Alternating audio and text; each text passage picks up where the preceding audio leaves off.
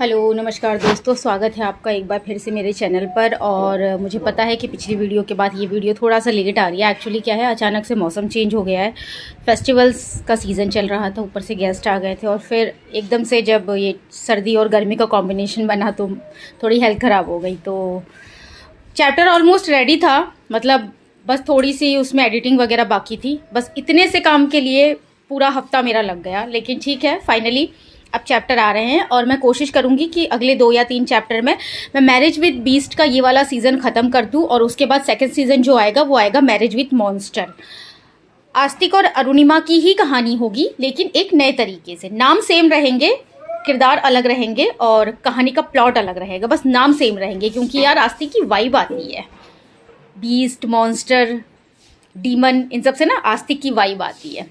तो पहले आप लोग कहानी सुनिए, जो कि आ गई है, आप लोगों ने काफ़ी इंतज़ार किया है, तो कहानी सुन लीजिए पहले। अरुणिमा ऑफिस के पीछे के रास्ते से निकल चुकी थी और अब वो सीधे एक टैक्सी लेती है और उसे लेकर अस्पताल की तरफ निकल जाती है। कुछ ही देर में टैक्सी हॉस्पिटल के सामने रुकती है और वो टैक्सी से उतरकर रिसेप्शन की तरफ जाने लगती है। उसने विजिटिंग टाइम रिसेप्शन से पूछा, उसके बाद वो सीधे लिफ्ट की तरफ बढ़ गई। जैसे ही लिफ्ट दूसरी मंजिल पर पहुंचती है, अरुणिमा के दिमाग में अचानक से उसके माता पिता का ख्याल आता है। उसने तो कल इस बारे में अपने पेरेंट्स को बताया तक भी नहीं था कि आस्तिक ने उसे प्रपोज कर दिया है। लेकिन फिर उसने सोचा कि शायद उन्हें न्यूज़ में इस बारे में खबर मिल गई होगी। अरुणिमा ने अपनी अंगूठी को देखा और मुस्कुराने लगी। लिफ्ट तीसरी मंजिल पर पहुंच जाती है, लेकिन इससे पहले कि लिफ्ट का दरवाजा खुलता, अरुणिमा को लिफ्ट के बाहर से कुछ खटखटाने की आवाज़ सुनाई देने लगी। अरुणिमा ने लिफ्ट का दरवाजा खोला तो उसके कानों में एक औरत की तेज चिल्लाने की आवाज़ सुनाई दी। पहले तो अरुणिमा ने इस बात को इग्नोर किया क्योंकि ये हॉस्पिटल था और ऐसी आवाज़ें आना यहाँ पर नॉर्मल हो सकता था। वो जैसे ही लिफ्ट से बाहर निकली, उसकी नज़र गैलरी के दूसरी तरफ पड़ी और उसकी आंखें एकदम से बड़ी हो गईं क्योंकि उसने सिक्योरिटी के कपड़े पहने हुए कुछ लोगों को देखा जिन्होंने इमरजेंसी रूम के बाहर घेरा बना रखा था और चिल्लाने की आवाज़ भी वहीं से आ रही थी। जैसे ही उनमें से एक गार्ड थोड़ा साइड हुआ, तो अरुणिमा ने उस लड़की को देखा जो मदद के लिए चिल्ला रही थी। अरुणिमा की आंखें एकदम बड़ी हो गई क्योंकि वो वही लड़की थी जो अरुणिमा जैसी दिख रही थी और अरुणिमा देख सकती थी कि उसका जख्म अभी तक नहीं भरा है, यहाँ तक कि उसकी चोट से खून निकलने लगा है। सामने खड़े काले कपड़ों में सिक्योरिटी गार्ड उसे बेदर्दी से खींच रहे थे और वो मदद के लिए चिल्ला रही थी। अरुणिमा एक पल के लिए डर गई, कौन है ये लोग और वो उसे लड़की को कहाँ लेकर जा रहे हैं। अरुणिमा तुरंत अस्पताल स्टाफ से मदद मांगने के बारे में सोच रही थी, लेकिन वहां पर उसे कोई नजर नहीं आ रहा था, इसलिए उसने खुद ही आगे जाकर उसकी मदद करने का फैसला किया। पर जैसे ही एक काले कपड़े पहने हुए आदमी ने उस लड़की को बेदर्दी से कमरे से बाहर खींचा, वैसे ही सारी टीम एक तरफ हो गई और अरुणिमा के कदम अपने आप ही रुक गए क्योंकि उसे उन आदमियों के बीच खड़ा आस्तिक नजर आ रहा था। आस्तिक को वहां देखकर अरुणिमा के कदम ही नहीं हिल रहे थे। वो देख सकती थी कि आस्तिक के चेहरे पर कितनी कठोरता है और उसने बहुत आराम से अपने दोनों हाथ जेब में डाले हुए थे। दो आदमी उस लड़की को खींचकर लाए और सीधे फर्श पर फेंक दिया। ये नज़ारा देखकर अरुणिमा का दिल दहल उठा। उसे यकीन ही नहीं हो रहा था कि ये सब आस्तिक कर रहा है। आस्तिक चुपचाप इस नज़ारे को अपनी आंखों से देख रहा था। अरुणिमा को समझ ही नहीं आ रहा था कि आस्तिक ये सब क्यों कर रहा है। अरुणिमा अभी भी लिफ्ट के पास खड़ी थी और ये सब देख रही थी। शायद अभी तक किसी का ध्यान अरुणिमा की तरफ नहीं गया था। आस्तिक के दो सिक्योरिटी गार्ड ने उस लड़की को बाजू से पकड़कर खड़ा कर दिया। वो सीधे आस्तिक के बराबर खड़ी हो गई, लेकिन उसका चेहरा हताशा और निराशा से भरा हुआ था। उसका पूरा चेहरा दर्द में लिपटा हुआ था और ऐसा लग रहा था कि उसके आंसू अब उसके जख्मों को और ज्यादा कुरेद रहे हैं। जाने क्यों अरुणिमा के दिल में एक दर्द का एहसास हुआ। उसे उस लड़की के लिए हमदर्दी महसूस हुई, जैसे वो किसी अपने को तकलीफ में देख रही हो। इससे आगे अरुणिमा और बर्दाश्त नहीं कर सकी। उसने गुस्से में चिल्लाते हुए कहा, छोड़ो उसे। सबका ध्यान उसकी दिशा में चला गया, यहाँ तक कि आस्तिक भी वहां देखने लगा और वो लड़की घायल हालत में अपनी आंखें खोलकर जबरदस्ती चेहरा उठाकर उसकी तरफ देखने लगी। अरुणिमा गुस्से में उन सबको देख रही थी। आस्तिक की आंखें छोटी हो गईं और उसने अरुणिमा को घूरकर देखते हुए कहा, अरुणिमा। अरुणिमा तेज कदमों से आस्तिक की तरफ आ रही थी और उसकी आंखों में गुस्सा था। जैसे ही वो उन लोगों के पास पहुंची जिन्होंने उस लड़की को पकड़ा हुआ था, उन्होंने उसे छोड़ दिया जिससे वो सीधे फर्श पर गिरने को हुई। पर इससे पहले कि वो गिर पाती, अरुणिमा ने उसे संभाल लिया। अरुणिमा ने उसे पास के बेंच पर बिठाया और उसे संभालने लगी। आस्तिक ये देखकर गुस्से में बोला, अरुणिमा, दूर हटो उससे। तुम्हें नहीं पता ये कौन है, ये तुम्हें नुकसान पहुंचा सकती है। आस्तिक का चेहरा सख्त हो गया था, लेकिन अरुणिमा अपने पर्स से रुमाल निकालकर उसके चेहरे को साफ करते हुए आस्तिक को देखकर बोली, तुम यहाँ क्या कर रहे हो, आस्तिक? और ये सब क्या है? तुमने तो गलत काम छोड़ दिए थे ना मेरे लिए। तुम पूरी तरह से बदल गए थे, तो फिर ये क्या कर रहे हो तुम, और वो भी एक लड़की के साथ? उसके सवाल का जवाब देने के बजाय आस्तिक का चेहरा और सख्त हो गया।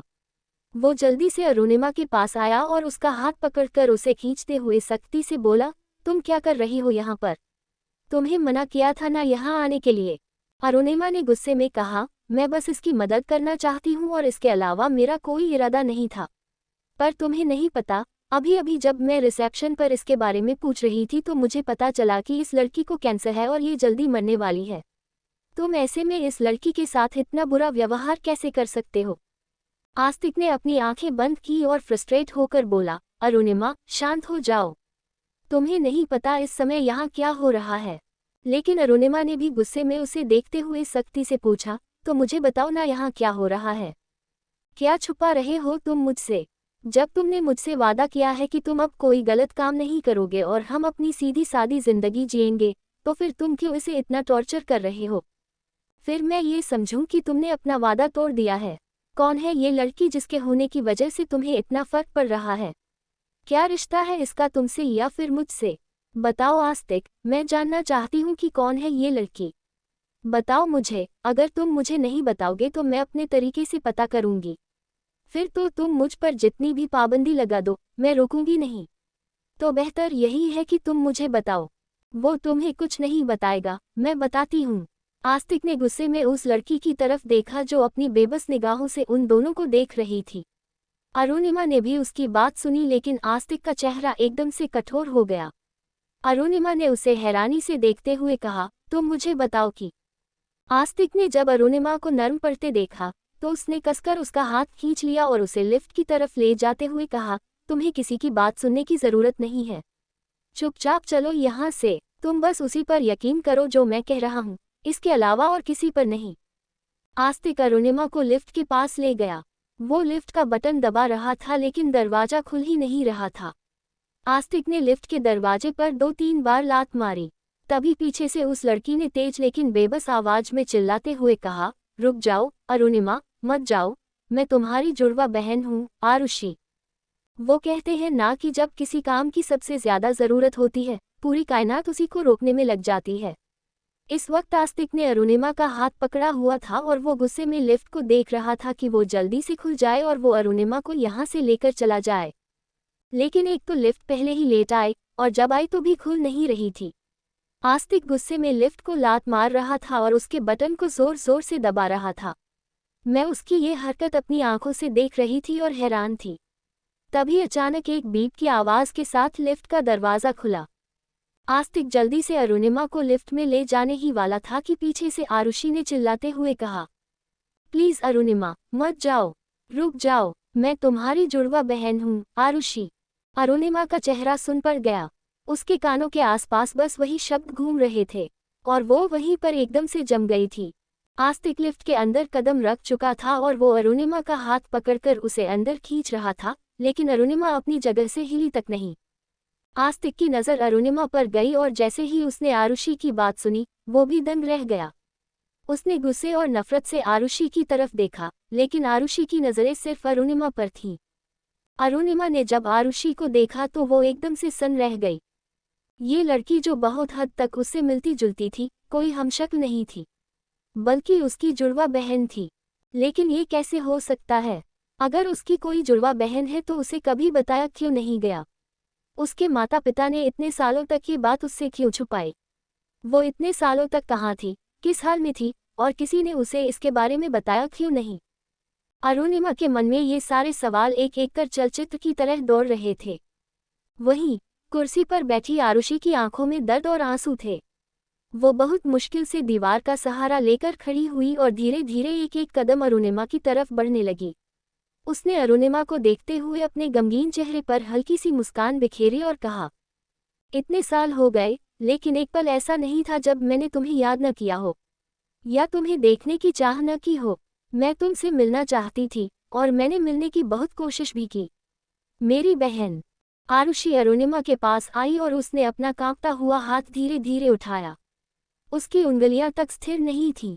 वो अरुणिमा के गालों को छूने ही वाली थी कि आस्तिक ने झटके से अरुणिमा को अपनी तरफ खींच लिया और उसे अपनी बाहों में भरते हुए गुस्से में आरुषि को देखकर कठोर स्वर में कहा, खबरदार, जो तुमने इसे छूने की कोशिश की तो दूर रहो इससे। अरुणिमा चौंक कर आस्तिक को देखने लगी और आरुषि ने भी डरते हुए अपनी नजरें नीचे कर ली। अरुणिमा ने कहा, आस्तिक, आराम से बात करो, वो तुमसे डर रही है। इसके बाद अरुणिमा आस्तिक की बाहों से निकलकर आरुषि के पास जाने ही वाली थी कि आस्तिक ने फिर से उसे रोक लिया। तुम्हें उसके पास जाने की जरूरत नहीं है। तुम नहीं जानती हो इसे। एक अनजान लड़की कुछ भी कहेगी और तुम उसकी बात पर यकीन कर लोगी। अरुणिमा ने हैरानी से उसे देखा। क्या हुआ आस्तिक? तुम ऐसे क्यों रिएक्ट कर रहे हो? मुझे लग रहा है तुम इस बात को ज्यादा खींच रहे हो। क्या कुछ ऐसा है जो तुम मुझसे छुपा रहे हो? तुम्हारा ये अजीब बर्ताव, क्या ये उसी बात से जुड़ा है? तुमने मुझे हॉस्पिटल आने से मना किया था और कहा था कि उस लड़की को दोबारा देखने की जरूरत नहीं है। ऐसा क्यों कहा था तुमने? क्या इसलिए कि तुम नहीं चाहते थे कि आरुषि और मैं आमने सामने आएं? और अभी जो तुम कर रहे थे, तुम्हारे आदमी उसे घसीट कर ले जा रहे थे। अगर मैं वक्त पर नहीं आती तो भगवान जाने क्या होता। क्यों लग रहा है मुझे कि तुम इस बारे में कुछ जानते हो? क्या तुम सच में जानते हो कि आरुषि कौन है? क्या तुम्हें पता था कि वो मेरी जुड़वा बहन है? अरुणिमा की बात सुनकर आस्तिक दंग रह गया। उसने धीरे से कहा, अरुणिमा, मेरी बात सुनो, मैं तुम्हें शांति से सब कुछ समझाता हूँ। लेकिन अरुणिमा तुरंत एक कदम पीछे हट गई, जिससे आस्तिक का हाथ उसके कंधे तक पहुँचने से पहले ही हवा में रुक गया। उसने सीधी नजरों से आस्तिक को देखा और कहा, पहले मेरे सवालों के जवाब दो, फिर मैं तुम्हारी बात सुनूंगी। आस्तिक जानता था कि अरुणिमा जिद्दी है। अगर उसने इस वक्त कुछ नहीं कहा तो बात उसके ही खिलाफ जाएगी। उसने खुद को संभालते हुए कहा, अगर मैं तुम्हें सच बता दूं तो तुम वो सच सुन नहीं पाओगी। और ये लड़की वैसी बिल्कुल नहीं है जैसी वो तुम्हारे सामने दिखने की कोशिश कर रही है। अरुणिमा की आंखें चौड़ी हो गईं।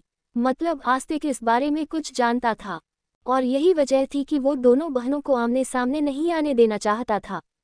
उसके दिमाग में अब दूसरा सवाल आया, उसके माता पिता। उसने अपने हाथों की मुट्ठियां कस ली और फिर आरुषि की तरफ देखा। उसके कपड़े, चेहरा, सब कुछ उससे मेल खा रहे थे। उसने महसूस किया कि आरुषि के चेहरे पर दर्द है। शायद उससे मिलने के लिए उसने बहुत कुछ सहा है, लेकिन अब जवाब सिर्फ एक ही जगह से मिल सकता था। अरुणिमा ने अपना फोन निकाला और अपनी माँ को कॉल कर दिया। सामने से आशा जी ने फोन उठाया और मुस्कुराते हुए बोली, अरुणिमा बेटा, मैं बहुत खुश हूँ तुम्हारे लिए। मैं तुम्हें फ़ोन करने ही वाली थी। मैंने टीवी पर न्यूज़ देखी। कांग्रेचुलेशंस। मैंने कहा था ना, तुम्हें और आस्तिक को जल्द शादी कर लेनी चाहिए। तुम्हारे पापा भी बहुत खुश हैं। हार्दिक ने तुम्हें सबके सामने प्रपोज किया है। अब ज़्यादा देर मत करना, मैं तो कहती हूँ इस दिवाली पर ही शादी कर लो। अरुणिमा की नज़र अपनी उंगली पर गई, वही रिंग जो आस्तिक ने उसे पहनाई थी। लेकिन उसने अपने भटकते दिल को संभाला और सीधे पूछा, माँ, क्या ये सच है कि मेरी कोई जुड़वा बहन है? जैसे ही ये सवाल सुना, आशा जी एकदम स्थिर हो गई। उनके हाथ कुछ सेकंड के लिए थम गए। उन्हें समझ नहीं आ रहा था कि अरुणिमा ये सवाल क्यों पूछ रही है और उसे ये बात पता कैसे चली। उन्होंने सकपकाते हुए कहा, तुम्हें ये बात किसने बताई? तुम्हें कैसे पता चला? आशा जी की बात सुनकर अरुणिमा की आंखों में आंसू भर गए। वे खुद को संभालते हुए पास की एक बेंच पर बैठ गई, लेकिन उसका फोन अभी भी उसके कान से लगा हुआ था, जहां वो अपनी मां की गहरी सांसें सुन पा रही थी। उस रिएक्शन से आतिश ने अपनी आंखें बंद कर लीं। उसे समझ आ गया था कि अरुणिमा को सच्चाई का पता चल चुका है। अरुणिमा ने अगला सवाल कुछ नहीं कहा और फोन काट दिया। उसने अपने चेहरे को दोनों हथेलियों से ढक लिया और रोने लगी। तभी उसके कंधे पर एक नर्म हाथ महसूस हुआ, जो उसे सहला रहा था। अरुणिमा ने चेहरा उठाकर देखा तो सामने आरुषि खड़ी थी, जो अपनी आंखों में भावनाएं लेकर अरुणिमा की तरफ देख रही थी। पर तभी एक झटके से आस्तिक ने आरुषि की बांह पकड़ी और उसे अरुणिमा से दूर कर दिया। अरुणिमा एक पल के लिए चौंक गई जब आस्तिक के एक आदमी ने आरुषि को पकड़ लिया। आस्तिक ने अरुणिमा का हाथ पकड़ा और उसे बेंच से खड़ा करते हुए अपनी बाहों में भर लिया। वो गुस्से में था और अपने आदमी से कहता है, पकड़ लो इसे और नजर रखना। अरुणिमा एकदम से घबरा गई। वो तुरंत आस्तिक से थोड़ा सा दूर हुई और गुस्से में आस्तिक के आदमियों की तरफ देखते हुए बोली, उसे हाथ लगाने की कोशिश भी मत करना। अपनी लेडी बॉस के आदेश सुनकर भला किसकी इतनी हिम्मत होती। उन्होंने तुरंत आरुषि की बांह छोड़ दी। अरुणिमा आस्तिक से दूर जाकर आरुषि के पास आई। उसने बहुत ही भावनाओं के साथ आरुषि को देखना शुरू किया। आरुषि वैसे तो चेहरे से उदास और टूटी हुई लग रही थी, लेकिन उसने हल्की सी मुस्कान के साथ अरुणिमा को छूने की कोशिश की और अपना हाथ उठाते हुए बोली, अरुणिमा, मेरी बहन, मैं तुमसे मिलना चाहती थी। मुझे बचा लो, मुझे खुद से दूर मत करो। अगर ऐसा हुआ तो ये लोग मुझे जान से मार देंगे। आरुषि का हाथ अरुणिमा को छूता उससे पहले ही अरुणिमा ने उसके हाथ को अपने दोनों हाथों से थाम लिया। उसे याद आया कि रिसेप्शन पर जब वो आरुषि के बारे में पता कर रही थी, तभी उसे पता चला था कि आरुषि को कैंसर है और वो ज्यादा समय तक नहीं जी पाएगी। यही सोचकर अरुणिमा का दिल चल नहीं पा रहा था। वो आरुषि को देखकर आंसू बहा रही थी, लेकिन उसने ना में सिर हिलाते हुए कहा, नहीं, मैं तुम्हें नहीं छोड़ूंगी। मैं तुम्हारा ख्याल रखूंगी। सत्यानाश, अपने मन में बड़बड़ाते हुए आस्तिक ने अपना सिर पीट लिया। वो गुस्से में अरुणिमा के पास आया और उसका हाथ पकड़कर उसे अपने करीब करते हुए जोर से बोला, तुम्हें समझ में नहीं आ रहा है क्या? जब मैंने कहा कि उसके करीब मत जाओ, यही मेरे पास रहो, तो तुम बार बार उसके पास क्यों जा रही हो?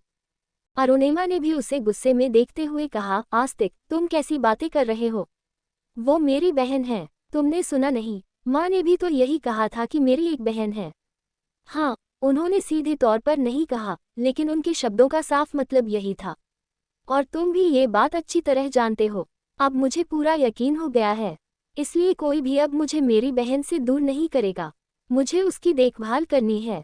वो बीमार है, तुम्हें नजर नहीं आ रहा है क्या? आस्तिक ने एक नज़र गुस्से में आरुषि को देखा और फिर अरुणिमा से कहा, अरुणिमा, देखो, तुम जैसा समझ रही हो वैसा नहीं है। लेकिन अरुणिमा ने तुरंत अपना हाथ दिखाकर आस्तिक को रोकते हुए कहा, मुझे और कुछ नहीं समझना है। मैं बस तुमसे इतना कह रही हूँ कि मुझे आरुषि का ख्याल रखना है।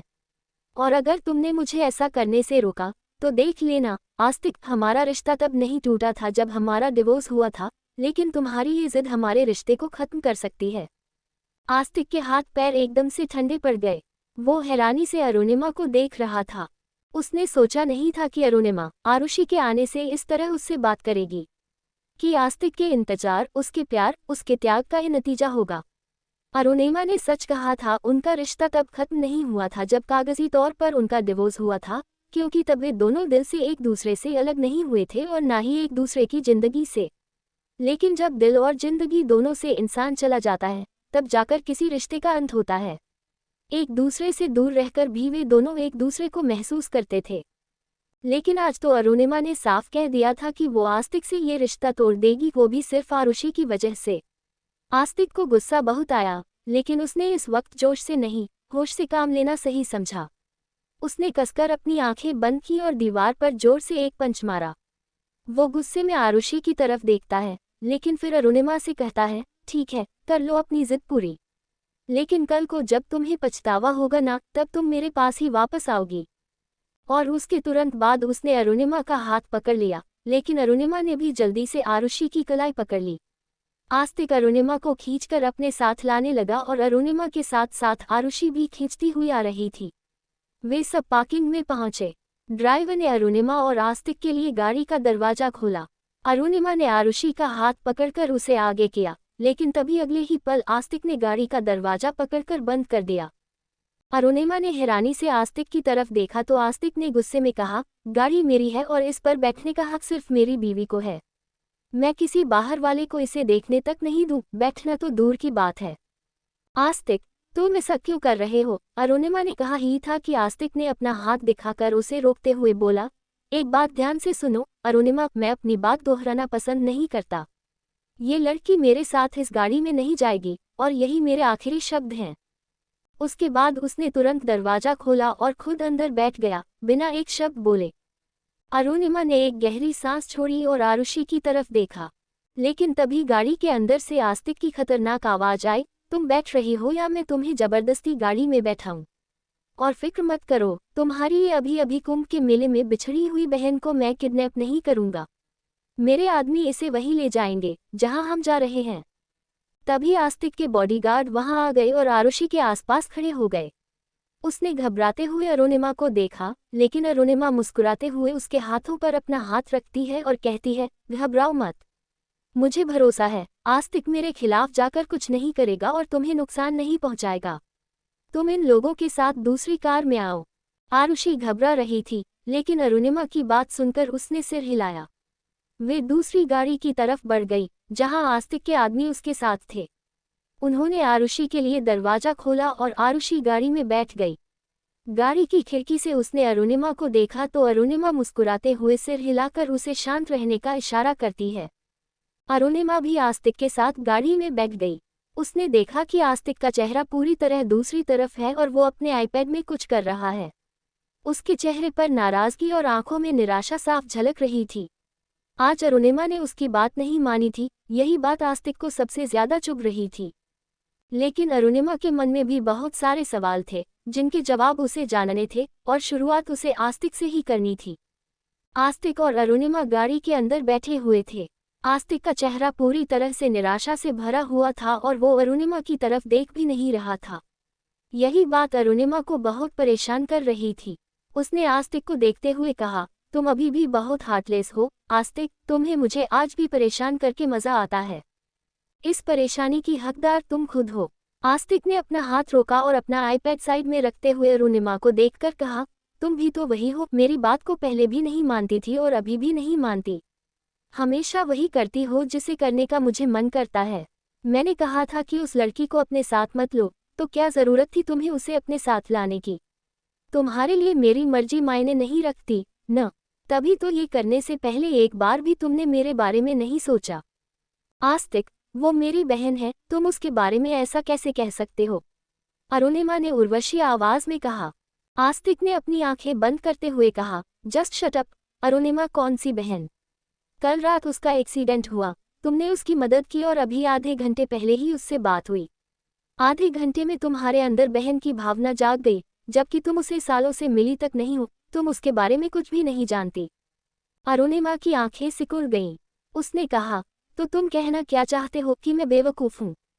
आस्तिक फ्रस्ट्रेट होकर अपना सिर पकड़ता है और कहता है, नहीं, मैं तुम्हें बेवकूफ़ नहीं कह रहा। मैं बस इतना कह रहा हूँ कि जब मैं तुम्हें किसी काम के लिए मना कर रहा हूँ तो तुम्हें वो काम नहीं करना चाहिए। तुम्हें लगता है कि तुम्हारी भलाई मुझसे बेहतर और कोई सोच सकता है। तुम मुझे मेरे विलेन रूप से जानती हो अरुणिमा, और तुमने मेरे अंदर के बेस्ट को भी अच्छी तरह से पहचान रखा है। तुम मुझे बाकी दुनिया से बेहतर पहचानती हो, मैं लोगों को परखने में कभी धोखा नहीं खाता। अरुणिमा ने धीरे से उसके हाथों पर अपने हाथ रखकर कहा, आस्तिक, तुम ऐसा क्यों कह रहे हो? मुझे तुम्हारी परवाह है और मैं जानती भी हूँ कि तुम्हें भी मेरी परवाह है, पर तुम मेरी तरफ से क्यों नहीं सोच रहे?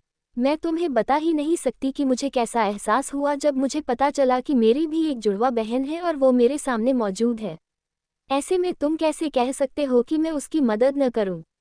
कम से कम बहन होने के नाते तो सही, इंसानियत के नाते ही सही। आस्तिक अपना चेहरा दूसरी तरफ करते हुए बोला, मुझे इस बारे में कोई बहस नहीं करनी है।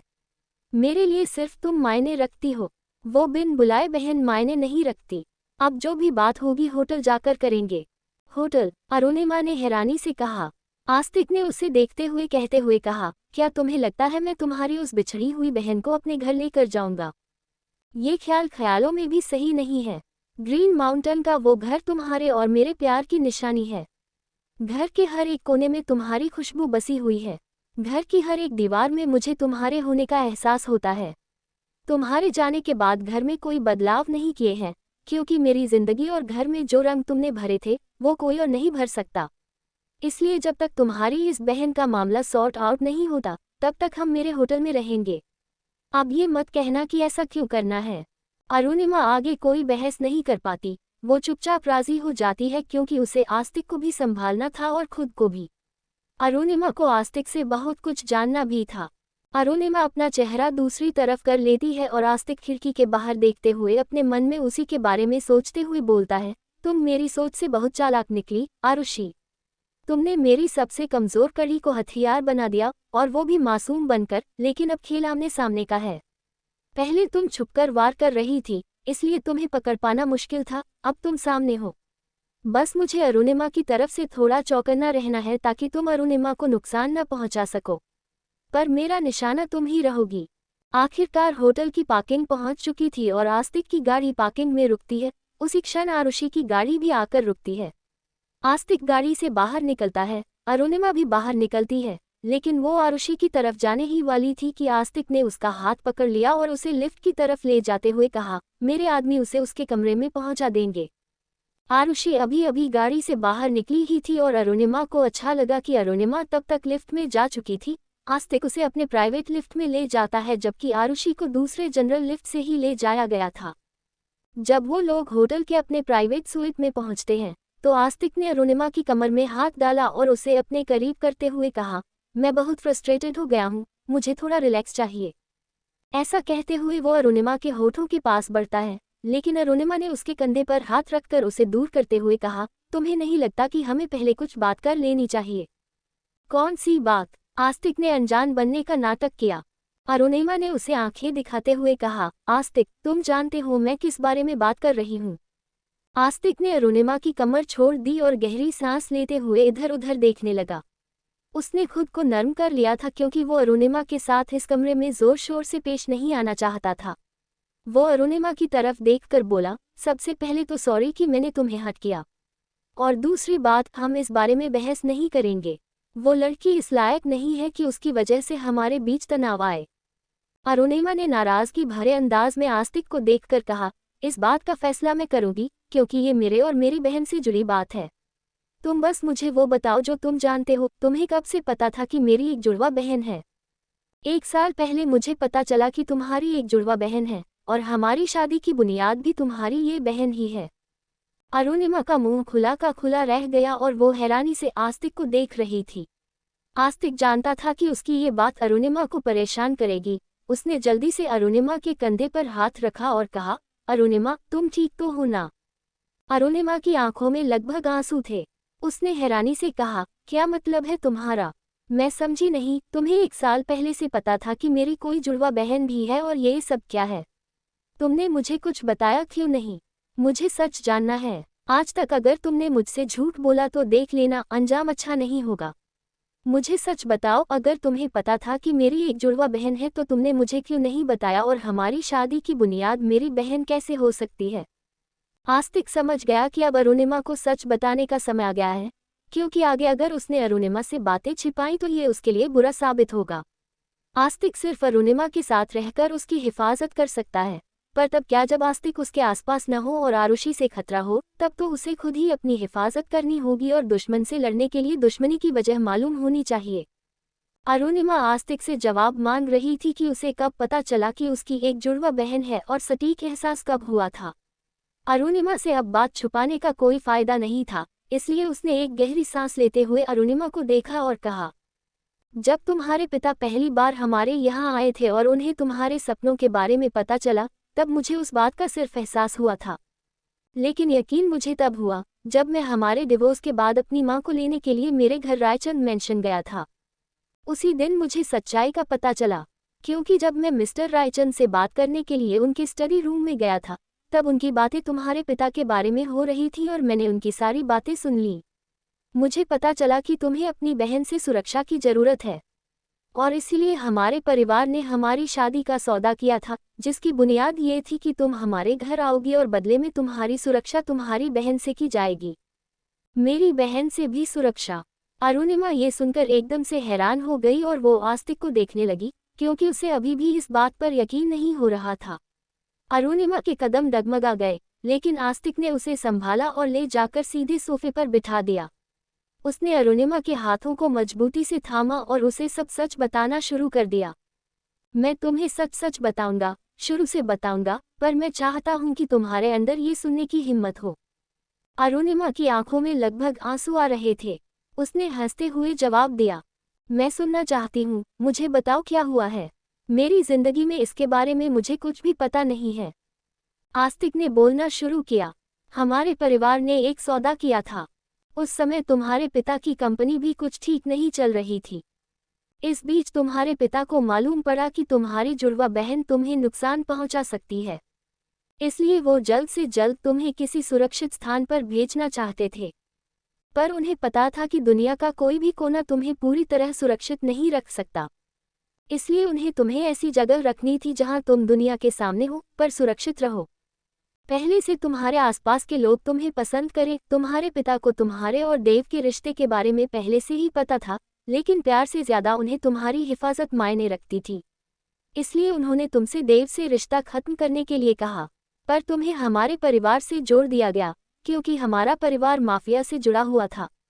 मेरे पिता ने उनकी कंपनी को बचाने में मदद की और बदले में हमने शादी की। सौदा बहुत सरल था, तुम हमें एक वारिस हो और बदले में हम तुम्हारी हिफाजत करेंगे। तुम्हारे पिता पहले से ही जानते थे कि तुम्हारी बहन बहुत चालाक है, वो तुम्हें नुकसान पहुंचाने के लिए किसी भी हद तक जा सकती है। लेकिन जब तुम्हारी शादी मुझसे हो गई और तुम मेरे परिवार की सुरक्षा में आ गई, तब उसका तुम तक पहुंचना लगभग नामुमकिन हो गया। आस्तिक ने अपनी बात पूरी कह दी। जो सच था वो अरुणिमा के सामने आ गया। अरुणिमा का दिमाग इस समय फैसला करने की स्थिति में नहीं था, वो बहुत मुश्किल स्थिति में फंसी हुई थी। आस्तिक के चेहरे पर चिंता के भाव आ गए, वो अरुणिमा की घबराहट महसूस कर सकता था। उसने अरुणिमा से कहा। अरुणिमा के चेहरे पर मिश्रित भाव थे, पर फिर भी उसने हल्का सा सिर हिलाया। उसने आस्तिक को देखकर कहा, मुझे समझ नहीं आ रहा कि मेरे पापा ने मेरी रक्षा क्यों नहीं की। उन्हें मेरी हिफाजत करनी चाहिए थी, न कि मेरी शादी किसी गैंगस्टर और माफिया के परिवार में करनी चाहिए थी। फिर उन्होंने ऐसा क्यों किया? वो मेरी रक्षा के लिए आगे क्यों नहीं आए? ये जानते हुए भी कि मैं किसी और से प्यार करती हूँ, उन्होंने मेरी शादी तुमसे क्यों करवाई? आस्तिक उसका सवाल समझ सकता था। उसने हंसते हुए कहा, तुम्हारा सवाल सही है, लेकिन जवाब बहुत कठिन है। उन्होंने ऐसा इसलिए किया क्योंकि तब तक उनके पास तुम्हारी बहन से तुम्हें बचाने के लिए सारे रास्ते बंद हो चुके थे। उनकी कंपनी लगभग डूब चुकी थी। तुम्हारे माता पिता ने तुम्हें बचाने के लिए कई दूसरे रास्ते भी खोजे, पर कुछ नजर नहीं आया। तभी मेरे पिता श्री रायचंद ने सामने से शादी का प्रपोजल दिया और वो रिश्ता उनके सारे प्रॉब्लम का सॉल्यूशन बन गया। अरुणिमा का दिल बुरी तरह घबराया। वो आस्तिक को देखकर बोली, लेकिन ऐसा कैसे हो सकता है? मेरी बहन खतरनाक क्यों है? वो मुझे क्यों नुकसान पहुंचाना चाहती है? मैं समझ नहीं पा रही। वो तो बिल्कुल वैसी नजर नहीं आती जैसी तुमने बताई है। अरुणिमा ये बोलते हुए रो पड़ी। उसकी आंखों में आंसू थे। वो समझ नहीं पा रही थी कि आरुषि उसे नुकसान क्यों पहुंचाना चाहेगी, जबकि उसने आरुषि को अस्पताल में प्यासा, हताश और तरसाई हुई देखा था, और इतने सालों बाद आरुषि उसे देखकर खुश भी दिखी थी। अब उसे आस्तिक की बात पर शक होने लगा। किस पर यकीन करें, जो उसने अपनी आंखों से देखा या जो उसने आरुषि को देखकर महसूस किया? आस्तिक ने कहा, इस सवाल का जवाब तुम्हारे माता पिता को देना चाहिए, क्योंकि इसका जवाब मैं भी नहीं जानता। अरुणिमा उसकी बात सुनकर और भी हैरान हो गई। वो आस्तिक से पूछती है, तो तुमने मुझे ये सब पहले क्यों नहीं बताया? तुमने ये बात क्यों छुपाई, जबकि तुम सब कुछ जानते थे? आस्तिक का चेहरा गंभीर था, पर आंखों में कई भाव थे। उसने अरुणिमा के गालों को प्यार से छू लिया और उसके होठों के पास अपने अंगूठे से सहलाते हुए कहा। इस वजह से अरुणिमा ने महसूस किया कि आस्तिक के अंगूठे उसके आंसुओं को पोंछ रहे हैं। आस्तिक ने उसे देखते हुए कहा, मैं बस इसलिए तुम्हें नहीं बताना चाहता था क्योंकि मुझे पता है कि जब तुम ये जानोगी तो तुम परेशान हो जाओगी, और देखो, तुम ही तो परेशान हो रही हो। मैं तुम्हें खुश देखना चाहता हूँ, तुम्हें प्यार करना चाहता हूँ, तुम्हें दुनिया की सारी खुशियाँ देना चाहता हूँ। तुम्हारी आंखों में दर्द और आंसू देखकर मुझे बहुत तकलीफ होती है। तुम्हारा चेहरा मेरे लिए बहुत कीमती है और मैं इन्हें तुम्हारी आंखों से बहने नहीं देना चाहता। इसलिए मैंने तुम्हें ये बात छुपाई। मुझे पता था कि जिस दिन तुम्हें इसका पता चलेगा, तुम्हें दुख पहुंचेगा। अगर तुमने जिद न की होती तो शायद मैं अभी भी तुम्हें ये नहीं बताता, लेकिन शायद अब यही सही वक्त था तुम्हें सच्चाई बताने का। अरुणिमा की आंखों में आंसू थे, पर वो प्यार से आस्तिक को देख रही थी। हमेशा की तरह आस्तिक की आंखों में उसके लिए प्यार झलक रहा था और उसकी बातों में ईमानदारी नजर आ रही थी। वो आस्तिक की बाहों में लिपट गई और उसके गले लगकर और रोने लगी। आस्तिक ने उसे शांत करने की कोशिश नहीं की। शायद उसका रोना इस वक्त जरूरी था, इसलिए उसने अरुणिमा को और कसकर अपने गले से लगा लिया। मैं तुम्हें अपनी बातें सुनकर दुखी नहीं करना चाहता था, मैं बस तुम्हें खुश देखना चाहता था। इतना कहकर उसने अरुणिमा को और कसकर गले लगा लिया। आस्तिक ने अरुणिमा को सच बता दिया था कि वो क्यों आरुषि को उससे दूर रखने की कोशिश कर रहा था, और ये सच्चाई सुनकर अरुणिमा की आंखों से आंसू बह निकले। आस्तिक ने अरुणिमा को कसकर गले लगाया और उसे सहलाते हुए कहा, मुझे माफ कर दो अरुणिमा। मैं तुम्हें ये नहीं बताना चाहता था क्योंकि मुझे पता था ये जानकर तुम दुखी हो जाओगी और मैं तुम्हें दुखी नहीं देखना चाहता। मैं बस तुम्हारे होठों पर मुस्कान चाहता हूँ। आस्तिक अरुणिमा से अलग हुआ। उसने अरुणिमा के गालों को अपने हाथों में लिया और उसके आंसू पोंछते हुए बोला, मैं चाहता हूँ कि हम हमेशा एक दूसरे के साथ प्यार से रहें, ना कि एक दूसरे से लड़ते झगड़ते रहें। और सबसे बड़ी बात यह है कि हमारा प्यार हमारी ताकत है, जबकि लोग हमें कमज़ोर करना चाहते हैं। किसी को भी हक नहीं है हमारे बीच में आने का। हम दोनों एक दूसरे से प्यार करते हैं और ये वादा करते हैं कि कभी भी किसी तीसरे को हमारे रिश्ते के बीच नहीं आने देंगे, और चाहे वो तीसरा कोई भी हो। अरुणिमा ने हल्की मुस्कान बिखेरी, लेकिन उसके चेहरे पर अभी भी उदासी थी। उसने सिर हिलाया। आस्तिक ने देखा कि वो अब कुछ हद तक संभल गई है, तो उसने अरुणिमा से कहा, मुझे लगता है कि तुम्हें आरुषि के बारे में अपने माता पिता से बात करनी चाहिए।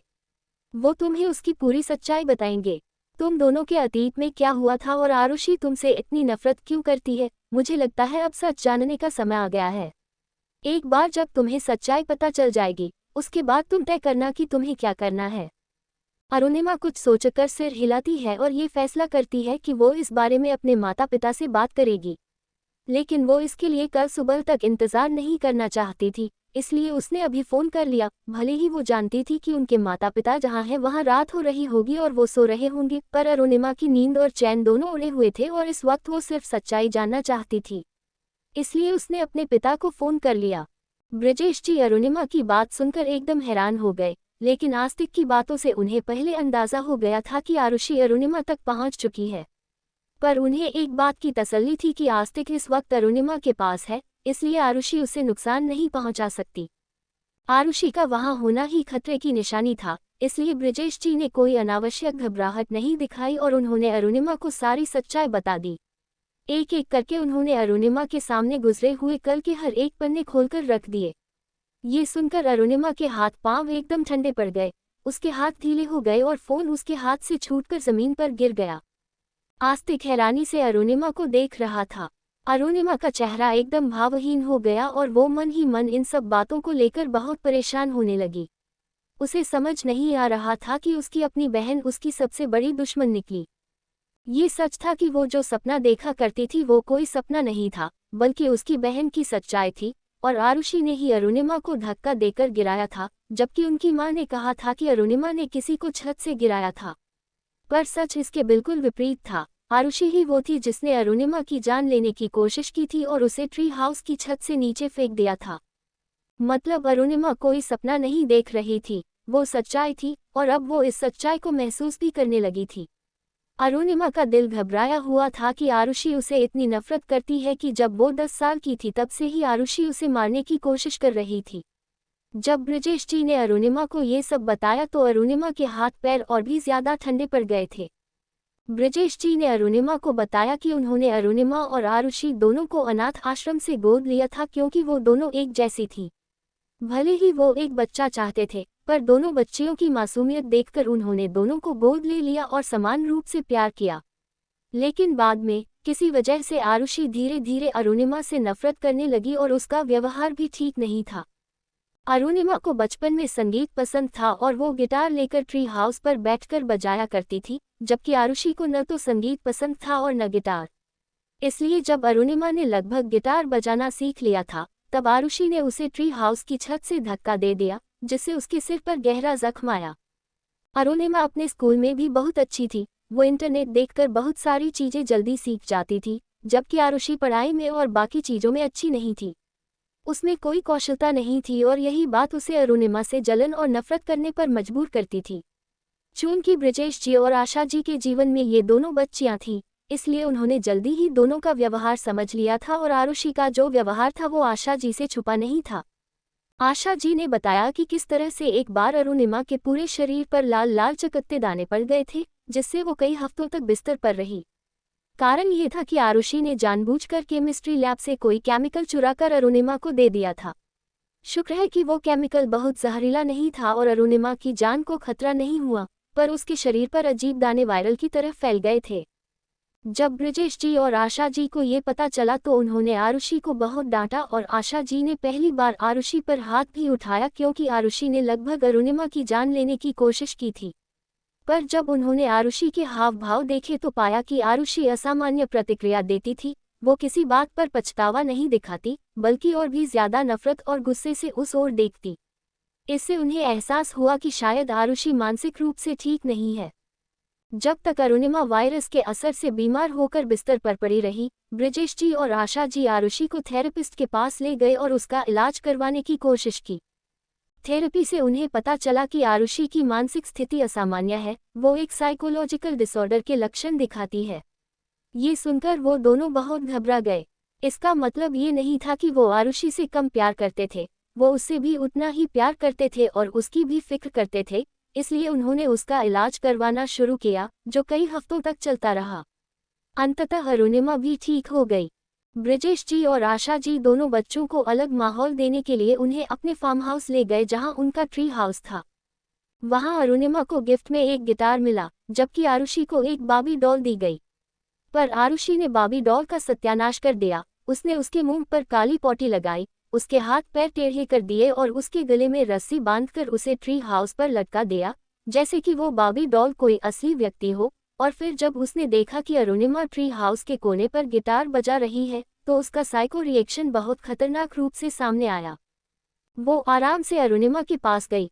अरुणिमा ने मुस्कुराकर अपनी बहन को अपने पास बुलाया, लेकिन जैसे ही आरुषि उसके पास पहुंची उसने अरुणिमा को ट्री हाउस से धक्का दे दिया। अरुणिमा नीचे टाइल्स की फर्श पर गिर पड़ी और उसका सिर फट गया, खून बहने लगा। पर हैरानी की बात यह थी कि आरुषि पर इसका कोई असर नहीं हुआ।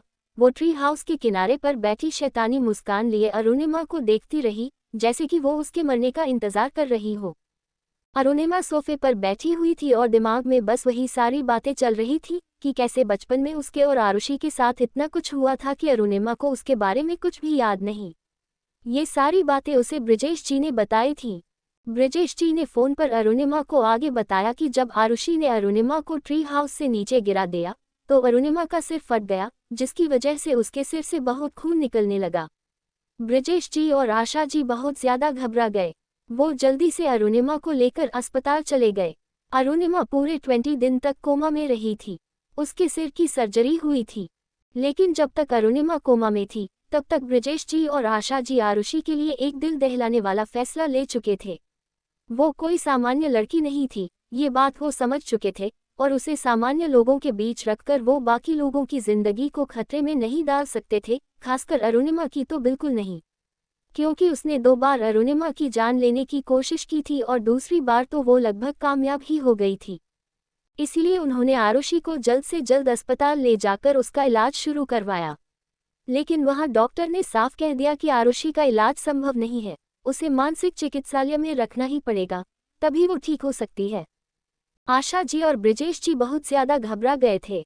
एक बेटी की सुरक्षा के लिए वो दूसरी की जिंदगी संकट में नहीं डाल सकते थे। लेकिन उन्होंने दिल पर पत्थर रखकर ये फैसला ले लिया और आरुषि को मानसिक चिकित्सालय में भर्ती करवा दिया। जब अरुणिमा को होश आया, तब उसके माता पिता को पता चला कि उसके साथ एक और बड़ा हादसा हो गया। वो अपने जीवन के पिछले दिनों को भूल गई है। उसे कुछ भी याद नहीं था और वो एकदम से एक नई बच्ची की तरह उनके सामने थी, जो उन्हें पहचानती तक नहीं थी। आशा जी ने उसे याद दिलाने की बहुत कोशिश की, लेकिन ब्रजेश जी ने मना कर दिया, ये कहकर कि ये अरुणिमा के लिए ही ठीक है। अगर उसे इस बारे में पता चलेगा तो उसे बहुत दुख होगा कि उसकी अपनी बहन, जिसे वो सबसे ज्यादा प्यार करती थी, वही उसकी जान लेना चाहती थी, और वो भी अपनी बीमारी की वजह से। इसलिए बेहतर है कि अरुणिमा को कुछ याद ही ना आए। इसके लिए उन्होंने अरुणिमा को विटामिन की गोलियों के रूप में वो दवाई देनी शुरू की, जो उसकी याददाश्त को कभी वापस आने नहीं देती थी। और इस तरह अरुणिमा अपने गुजरे दिनों को कभी याद नहीं कर पाई। इसी वजह से उसने आरुषि को भुला दिया था, और आरुषि अब उसकी याद का हिस्सा नहीं थी। अगर कभी अरुणिमा वो दवाई लेना भूल जाती, तो उसे अपने माता पिता से बहुत डांट पड़ती, क्योंकि ये दवाई उसके लिए बहुत ज़रूरी बताई गई थी। इसलिए धीरे धीरे अरुणिमा को आदत हो गई कि वो उस विटामिन की गोली को ले, जिसे उसके माता पिता उसकी भलाई के लिए ज़रूरी बताते थे। वहीं दूसरी तरफ ब्रजेश जी और आशा जी आरुषि से मिलने के लिए अक्सर बड़े बड़े अस्पताल जाया करते थे, पर इस तरह की अरुणिमा को भनक न लगे। लेकिन एक दिन जब वो दोनों अस्पताल गए, तो वो हैरान रह गए क्योंकि आरुषि अस्पताल से भाग गई थी। भागने से पहले उसने जिस कमरे में रहती थी उसमें ढेर सारी चिट्ठियां छोड़ रखी थी। हर एक चिट्ठी में एक ही बात लिखी थी, मैं अरुणिमा को जान से मार दूंगी क्योंकि वही तुम दोनों की पसंदीदा बेटी है, जबकि तुम मुझे अपनी बेटी मानते ही नहीं हो। आशा जी और ब्रिजेश जी ने आरुषि को ढूंढने की बहुत कोशिश की, लेकिन वो नाकाम रहे। उनके दिल में एक गहरा डर बैठ गया कि अगर आरुषि ने अपने लिखे हुए शब्दों को सच कर दिया तो वो अरुणिमा को जान से मार देगी। यही डर उनके जीवन का सबसे बड़ा डर बन गया। अरुणिमा की आंखों से आंसू बह रहे थे। उसे याद आया कि जब उसके पिता का एक्सीडेंट हुआ था और वो अपनी माँ से मिलने के लिए अस्पताल गई थी, तब उसने अपनी माँ से कितनी मिन्नतें की थी, कितनी गिड़गिड़ाई थी कि उसे आस्तिक से अलग होना है। लेकिन आशा जी ने अरुणिमा को बहुत भला बुरा कहा और उसे आस्तिक के साथ रहने पर ही मजबूर किया। आज अरुणिमा को समझ में आ रहा था कि वो ये सब पैसा या रुतबे के लिए नहीं कह रही थी, बल्कि इसलिए कह रही थी क्योंकि उन्हें डर था कि एक तरफ ब्रिजेश जी घायल हालत में हैं और अगर अरुणिमा आस्तिक से अलग हो जाएगी तो वो आरुषि का शिकार बन सकती है। ऐसे में आशा जी अकेले उसे नहीं संभाल सकती थी। उस वक्त के लिए आस्तिक का उसके साथ ढाल बनकर रहना जरूरी था। अपनी माँ के प्यार पर संदेह करने के लिए आज अरुणिमा को खुद पर शर्म आ रही थी। वो धीरे धीरे खड़ी होती है और इसी विचार में खोई आगे बढ़ रही थी कि एकदम से उसका सिर चकरा जाता है और वो जोर से गिरने लगती है। आस्तिक वहीं पास खड़ा था। उसने महसूस किया कि अरुणिमा गिरने वाली है तो वो तुरंत उसकी तरफ दौड़ा, पर तब तक अरुणिमा फर्श पर गिर चुकी थी। आस्तिक तुरंत उसके पास फर्श पर बैठ गया। उसने उसे उठाया और अपने सीने से लगा लिया। अरुणिमा की आंखें बंद थीं, लेकिन वो रो रही थी। आज तक उसके दर्द को समझने वाला कोई नहीं था, पर आस्तिक समझ रहा था। उसने अरुणिमा को संभाला और उसे सहारा देकर बिस्तर पर लिटाया। फिर उसके मुंह पर पानी के छींटे डाले और उसे पानी पिलाया। थोड़ी देर बाद जब अरुणिमा को कुछ राहत महसूस हुई तो उसने आंखें खोली, लेकिन उसके चेहरे पर उदासी और आंखों में आंसू अब भी थे। वो बहुत हताश और निराश होकर रो रही थी। उसने आस्तिक को कसकर गले लगा लिया और सिसकते हुए बोली, मुझे यकीन नहीं हो रहा है। ये मेरी बहन है और वो मुझे जान से मारना चाहती है। मेरी अपनी बहन मुझसे नफरत करती है। आस्तिक ने उसे गले लगाए रखा जब तक कि वो थोड़ा संभल नहीं गई। पर आस्तिक ने तय कर लिया था, अगर अरुणिमा इस वक्त सारे दर्द एक साथ झेल रही है तो उसे सारी सच्चाई भी एक साथ जाननी चाहिए, ताकि उसे बाद में कहीं और से ये सब न पता चले। उसने अरुणिमा को संभालते हुए कहा, अरुणिमा, तुम्हारे माता पिता ने तुम्हें जो बताया है उसके अलावा भी एक बात है जो तुम्हें जाननी जरूरी है। अरुणिमा के कानों में आस्तिक की आवाज गूंजती है। वो आस्तिक से अलग होकर अपनी आंसू भरी आंखों से उसे देखने लगी, जैसे कह रही हो, जो भी है मुझे अभी बता दो। आस्तिक ने उसे इतने गंभीर भाव से देखा कि वो उसके चेहरे को अपने हाथों में लेता है और धीरे से बोला, तुम्हें ये जानना चाहिए ताकि तुम अपने सारे फैसले दिल से नहीं, दिमाग से ले सको। क्या बात है आस्तिक? अरुणिमा ने धीमी कांपती आवाज में पूछा। आस्तिक ने गहरी सांस ली और बोला, सूर्य मल्होत्रा। दरअसल सूर्य अकेला काम नहीं कर रहा था, वो तो बस तुम्हारी बहन के हाथों की कठपुतली था। आरुषि सूर्य की गर्लफ्रेंड थी और वो उसी के इशारे पर सारे काम कर रहा था। यहाँ तक कि जब उसने तुम्हारा किडनैप किया था तो उसके पीछे भी आरुषि का ही हाथ था। उसने ही सूर्य को ऐसा करने का आदेश दिया था। और तुम्हारा जो कार एक्सीडेंट हुआ था जिसमें हमने अपने बच्चों को खो दिया था, वो भी आरुषि ने ही करवाया था। अरुणिमा हैरानी से आस्तिक को देख रही थी। उसकी आंखों में आंसू थे और चेहरे पर हताशा। अभी अभी उसने अपनी बहन की सच्चाई सुनी थी, जिसे सुनकर वह यकीन नहीं कर पा रही थी। और अब आस्तिक ने उसके सामने दूसरा सच रख दिया था। वह एकदम से आस्तिक को देख रही थी, जैसे कि आस्तिक के कहे शब्दों में सच्चाई खोज रही हो। उसने हल्के से अपना सिर ना में हिलाते हुए कहा, नहीं, ऐसा नहीं हो सकता। लेकिन आस्तिक ने उसके हाथों को पकड़ते हुए कहा, ऐसा ही है अरुणिमा। वही है जिसकी वजह से आज हमारे बच्चे हमारे साथ नहीं हैं। उसने ही सूर्य के साथ मिलकर यह साजिश रची थी और उसी ने तुम्हारा एक्सीडेंट करवाया था, जिससे तुम्हारा मिसकैरेज हो गया। हमने अपने बच्चों को खो दिया। उसी के बाद से हम दोनों के बीच इतनी बड़ी दूरी आ गई थी। यही सच है अरुणिमा। वह एक्सीडेंट सूर्य ने नहीं करवाया था, उसकी प्लानिंग तुम्हारी बहन ने की थी, तुम्हें मारने के लिए। अरुणिमा के होंठ सूख गए थे और उसका दिल बुरी तरह से कांप गया था। उसकी आंखों से आंसू इस तरह बह रहे थे जैसे वह अंदर से घुटन महसूस कर रही हो। लेकिन उसने अपने मुंह से एक शब्द तक नहीं निकाला। जब आस्तिक ने उसे देखा तो वह हैरान रह गया। थोड़ी देर तक उसने अरुणिमा को समय दिया कि वह इस बात को समझे, लेकिन जब उसने अरुणिमा को इस तरह खामोश देखा तो वह डर गया। वह जल्दी से अरुणिमा के कंधे को पकड़कर उसे हिलाते हुए बोला, अरुणिमा, क्या हुआ? अरुणिमा, तुम ठीक तो हो ना? लेकिन अरुणिमा ने अब भी कोई प्रतिक्रिया नहीं दी, जैसे वह जिंदा तो है पर अंदर से जिंदगी खत्म हो चुकी है। आस्तिक ने उसे जोर से हिलाते हुए कहा, अरुणिमा, होश में आओ और सच्चाई को स्वीकार करो। यही सच है, तुम इसे एक्सेप्ट करो। तुम इस तरह हार नहीं मान सकती। अभी बहुत बड़ी जंग बाकी है जो हमें साथ में लड़नी है। तुम इस तरह निराश नहीं हो सकती। मुझसे बातें करो अरुणिमा, मुझे कुछ कहो। तुम मेरी बात सुन रही हो ना? आस्तिक लगातार उसे हिलाते हुए सवाल करता रहा। तभी अरुणिमा एकदम से होश में आई। वह गहरे सदमे में थी और उसे उस सदमे से बाहर आना बहुत जरूरी था। उसने एकदम से आस्तिक की ओर देखा और फूट पड़ी। उसने आस्तिक को कसकर गले लगा लिया और उसके कंधे पर सिर रखकर जोर जोर से रोने लगी। उसके अंदर की वह ममता, जिसे उसने दिल के किसी कोने में कैद कर लिया था, एक बार फिर से जाग उठी थी। वह उस पल को महसूस कर रही थी जब उसने अपने बच्चों को खोया था और जब उसने आस्तिक से खुद को दूर कर लिया था। इन सब की शुरुआत उस एक्सीडेंट से हुई थी और अब अरुणिमा को उस एक्सीडेंट की सच्चाई पता चल चुकी थी। कुछ देर तक अरुणिमा ने अपने दर्द को आंसुओं के जरिए बाहर निकाला। उसके बाद वह आस्तिक से अलग हुई और बोली, ये दुनिया इतनी स्वार्थी और इतनी मतलबी क्यों है? ये क्यों मुझे खुशी से जीने नहीं देती? ये क्यों कदम कदम पर मेरा इम्तिहान लेती है? जब भी खुशियां मेरे करीब आती हैं तो मुझसे सब कुछ छिन जाता है। ऐसा क्यों होता है? आस्तिक ने अरुणिमा के हाथों को थामा और उसके चेहरे से आंसू पोंछते हुए कहा, क्योंकि ये दुनिया तुम्हारे जैसे अच्छे लोगों के लिए नहीं बनी है। ये बुराई और पाप से भरी हुई है। इन्हें तुम्हारे सच्चे और नेक दिल की समझ नहीं है। ये कभी किसी अच्छे इंसान को जीने नहीं देती। ये हमेशा उनके सामने झुकती है जो गलत करते हैं, जो ताकतवर हैं। इसीलिए मैं पावर से इतना प्यार करता हूँ, क्योंकि मैं किसी के सामने झुकना नहीं चाहता।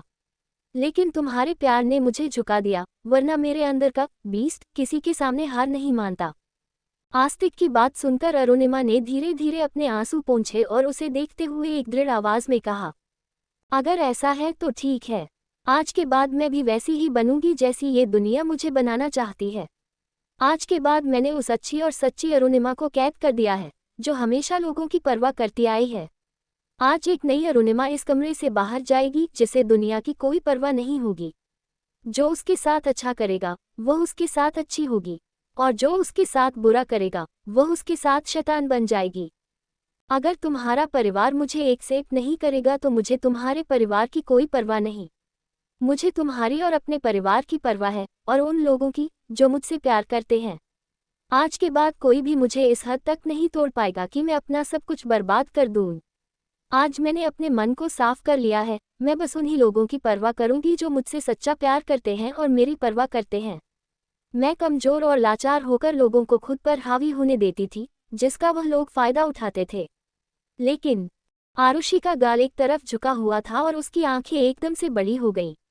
अचानक से आस्तिक के कदम भी रुक गए और उसने हैरानी से अपने मुंह पर हाथ रख लिया। उसे लगा नहीं था कि अरुणिमा ऐसा कुछ करेगी।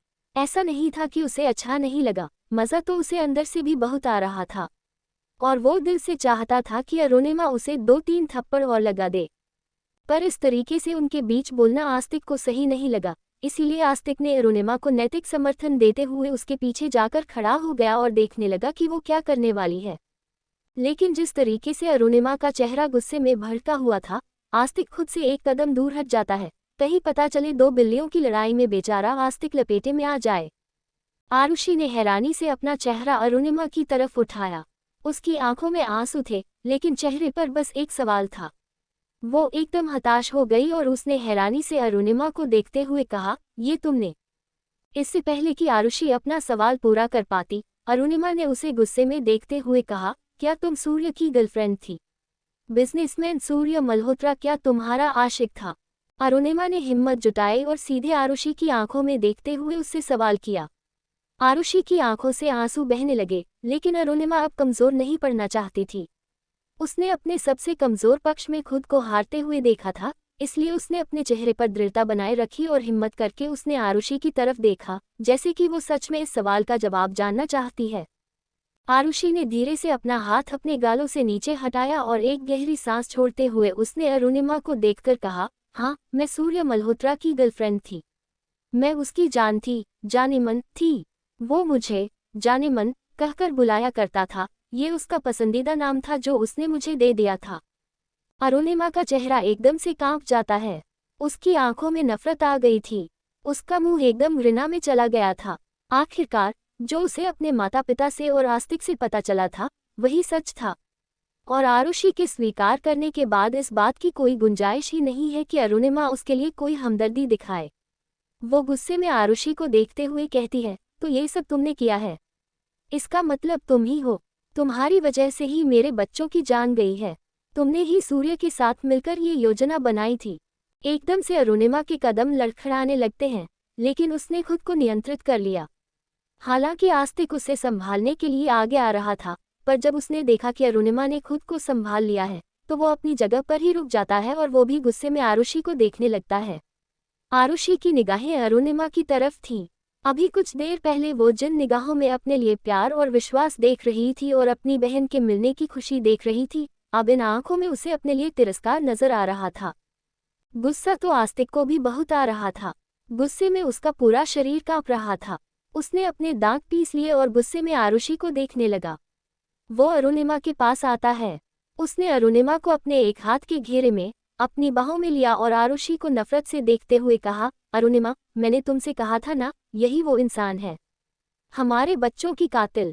अरुणिमा और आस्तिक दोनों अपनी आंखों में नफरत लिए हुए आरुषि को देख रहे थे, लेकिन आरुषि तुरंत उनके सामने अपने दोनों हाथ जोड़ती है और अपनी आंखों में आंसू लेकर उसने अरुणिमा को देखकर अपना चेहरा न में हिलाना शुरू कर दिया। अरुणिमा उसे अभी भी गुस्से में देख रही थी, लेकिन आरुषि रोते हुए कहती है, नहीं अरुणिमा, नहीं, मैंने ऐसा नहीं किया है। मैंने तुम्हारे बच्चों को नहीं मारा है। वो एक्सीडेंट मैंने नहीं करवाया है। मैं मानती हूँ कि मैंने बहुत कुछ गलत किया है और मैं तुम्हारे लिए सबसे भयानक चीज़ सोच रही थी। मैंने बहुत सारी गलत योजनाएं बनाई थी। मैंने तुम्हारी सालगिरह वाले दिन तुम्हारे ससुराल वाले घर में घटी उस घटना की योजना बनाई थी। वो मैं ही थी जो तुम्हारी छवि और तुम्हारी शादी को बर्बाद करना चाहती थी। मैं मानती हूँ कि मैं तुम्हें अपने जीवन में खुश नहीं देखना चाहती थी, इसलिए मैं तुम्हें हर हाल में बर्बाद होता हुआ देखना चाहती थी। मैं तुम्हें तुम्हारे पति से तलाक दिलवाकर अलग करना चाहती थी, ताकि तुम्हारे माता पिता को इस बात का अफसोस हो कि उन लोगों ने तुम्हारी और आस्तिक की शादी करवाई है, और वो भी मेरी वजह से। मुझे पता है अरुणिमा कि मैंने बहुत सारे गलत काम किए हैं और उन सब की माफ़ी मिलना भी मुमकिन नहीं है, लेकिन इन सब गलतियों के बावजूद भी मैं तुमसे कहूँगी कि मैंने तुम्हारे बच्चों को नहीं मारा है। उस हादसे में मेरा कोई हाथ नहीं है। ये सब सूर्य का किया कराया है, उसी ने ये सब किया है। मुझे उस एक्सीडेंट के बारे में कुछ नहीं पता था।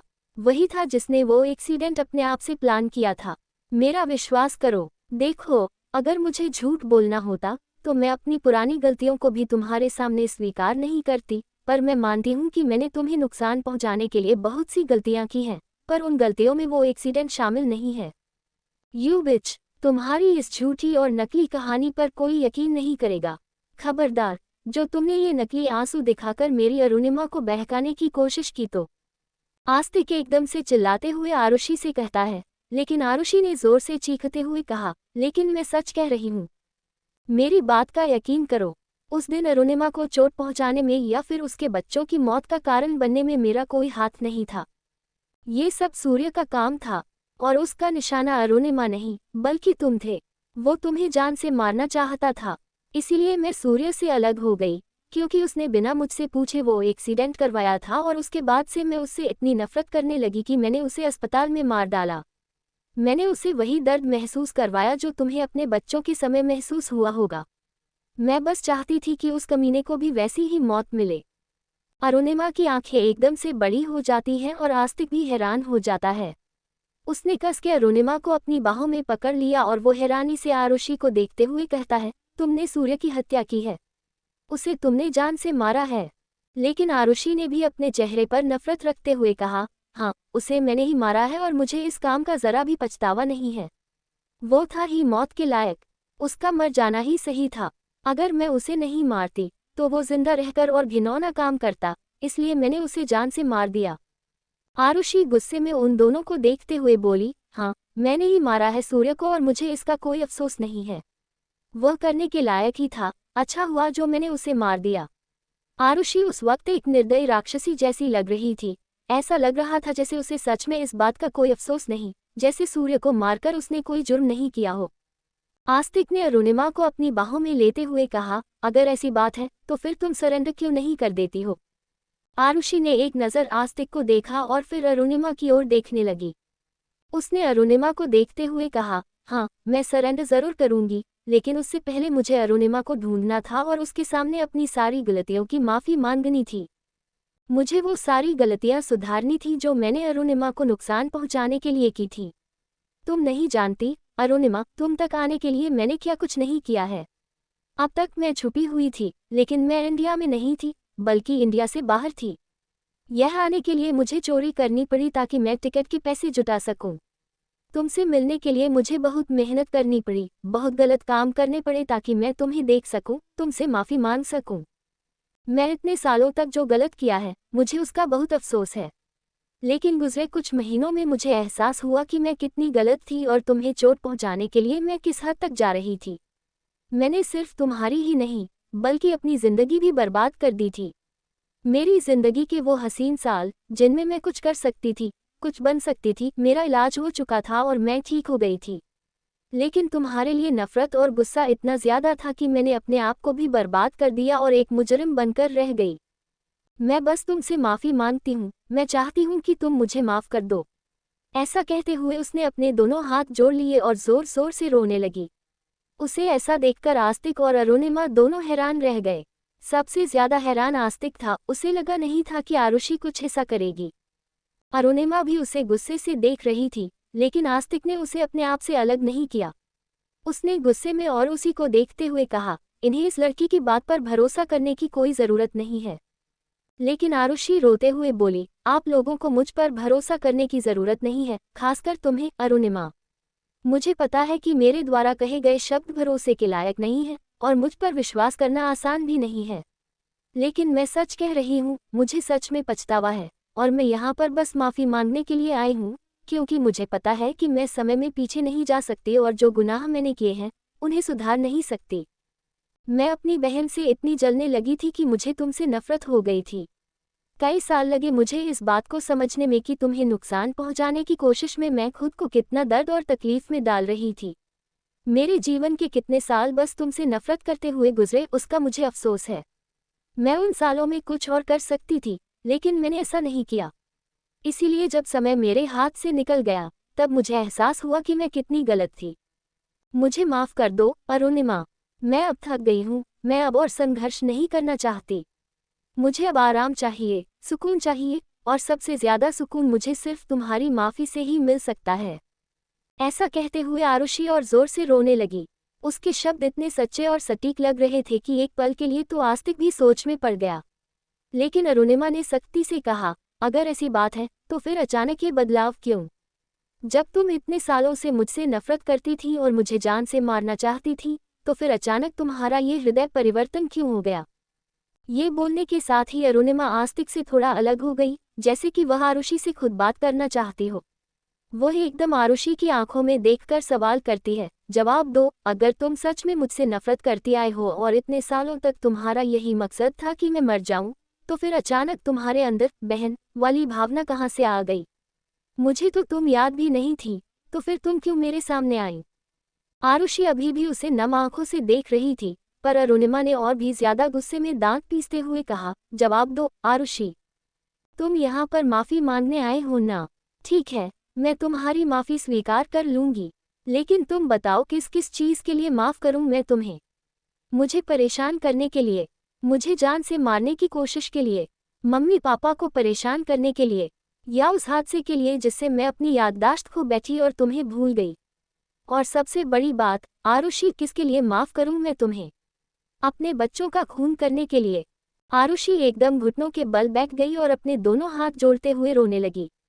उसका नाक लाल हो गया था और चेहरा पूरी तरह निराशा से डूबा हुआ था।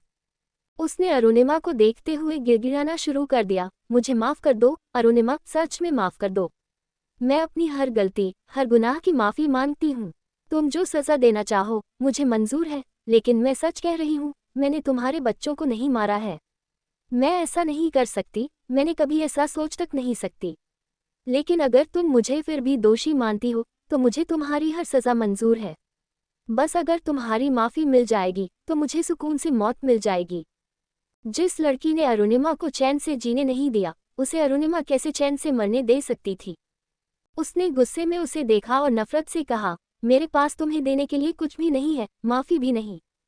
इसीलिए उम्मीद भी मत करो कि तुम्हारे गुनाहों के बदले मैं तुम्हें माफ कर दूंगी। और जहां तक बात रही बहन होने के रिश्ते की, तो ये रिश्ता मेरी नज़रों में अभी कुछ घंटे पहले ही बना है। जब मैं आस्तिक के साथ अपनी शादी जैसे गहरे रिश्ते को तोड़ सकती हूँ, तो तुम्हारे साथ ये रिश्ता तोड़ने में मुझे बिल्कुल भी वक्त नहीं लगेगा। आज से हम दोनों का कोई रिश्ता नहीं है। उम्मीद करती हूँ कि हम दोनों कभी एक दूसरे से नहीं मिलेंगे। तुमने मुझे सारी जिंदगी दुख पहुंचाने की कोशिश की है। अपने गुजरे हुए अतीत को सोचकर मैं तुम्हारे साथ एक बहन के रिश्ते में रहने की सोच भी नहीं सकती। सबके लिए बेहतर यही है आरुषि कि तुम यहाँ से चली जाओ और आज के बाद हम दोनों एक दूसरे के सामने न आए तो बेहतर है। आरुषि का रोना और भी ज्यादा तेज हो गया। उसने रोते हुए अरुणिमा को देखा और सिर हिलाते हुए कहा, ठीक है, अगर तुम्हारी यही मर्जी है तो यही सही। वैसे तो मैं यहाँ तुमसे सिर्फ माफी की उम्मीद लेकर आई थी, लेकिन अगर तुम वह भी नहीं देना चाहती तो यह मेरे ही गुनाह हैं। लेकिन मैं बस इतना चाहती हूँ मेरी बहन कि तुम मुझसे नफरत मत करो। मैं तुम्हारी आंखों में अपने लिए नफरत नहीं देख सकती। तुम चाहो तो मेरे गुनाहों की कोई भी सजा दे दो, लेकिन मुझसे नफरत मत करो। तुम्हारी नफरत लेकर मैं मरना नहीं चाहती। अरुणिमा ने अपना चेहरा दूसरी तरफ फेर लिया और सख्त स्वर में कहा, अगर तुम सच में अपने गुनाहों की माफी चाहती हो तो जाकर सरेंडर कर दो। मैं तो तुम्हें माफ नहीं कर सकती, शायद कानून तुम्हें माफ कर दे। आरुषि के होंठ कांप गए। उसने खड़े होते हुए अरुणिमा को देखकर रोते हुए कहा, अरुणिमा, क्या तुम मुझे कभी माफ नहीं करोगी? क्या तुम अपने सारे वादे यूं ही तोड़ रही हो? तुम्हें याद नहीं, अनाथ आश्रम में जब हम दोनों एक साथ थी, तब हम दोनों एक दूसरे का सहारा थी। तुम किसी को भी मेरे पास नहीं आने देती थी, कहती थी मेरी बहन की रक्षा मैं खुद करूंगी। और उसके बाद तुम ही मेरी बहन, मेरी दोस्त और मेरी माँ थी। तुमने वादा किया था कि तुम कभी मुझे अकेला नहीं छोड़ोगी। मुझे जब भी मदद की जरूरत पड़ती, तुम तुरंत वहां पहुंच जाती थी और मेरा सहारा बनती थी। लेकिन अरुणिमा का चेहरा बिल्कुल सामान्य था, भावशून्य। उसने ठंडे स्वर में कहा, तुम जो कह रही हो वह सब बातें सुनने में बहुत अच्छी लगती हैं, लेकिन मुझे इनमें से कुछ भी याद नहीं। और इसकी वजह भी तुम ही हो। याद है ना, तुमने मुझे ट्री हाउस से धक्का दिया था, जिसकी वजह से मैं अपनी याददाश्त खो बैठी थी और मेरी गुजरी जिंदगी मुझे याद नहीं। यहाँ तक कि मुझे तुम भी याद नहीं, तो मुझे तुम्हारे साथ किया हुआ वादा कैसे याद होगा? तो कहानी ख़त्म हो गई है। ये एपिसोड आपको कैसा लगा आप मुझे कमेंट में बताइए। आप लोग कमेंट कीजिए यार, आप लोग कमेंट नहीं करते हो, मुझे बहुत ही लगता है कि यार कहानी में कुछ कमी रह गई है क्या।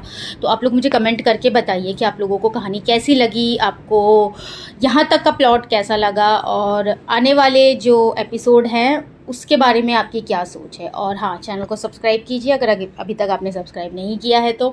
मैं ऐसे और भी बहुत सी कहानियाँ लाती रहूँगी, लेकिन इसके लिए मुझे आपके सपोर्ट की ज़रूरत है। आप लोग सपोर्ट करोगे तो ना राइटर जो है वो अपनी कहानी पर एफर्ट दिखाएगा। आप लोग सपोर्ट करो, आप लोग सब्सक्राइब करो, लाइक करो, कमेंट करो, और इस चैनल को अपने फ्रेंड्स सर्कल में भी फैलाओ, ताकि जल्द से जल्द इस चैनल की ग्रोथ बढ़े और मैं ऐसी और अच्छी अच्छी और प्यारी प्यारी कहानियाँ लाती रहूँगी। अगर इस चैनल पर मुझे अच्छा रिस्पांस मिलता है तो मैं एक ओरिजिनल आर्टिस्ट को इसके वॉइस ओवर फिर आपको एआई में नहीं, ओरिजिनल आर्टिस्ट के रूप में जो कि फ्लो के साथ कहानी पढ़े ऐसे में बताएंगे। तो आप मुझे ज़रूर सब्सक्राइब कीजिए।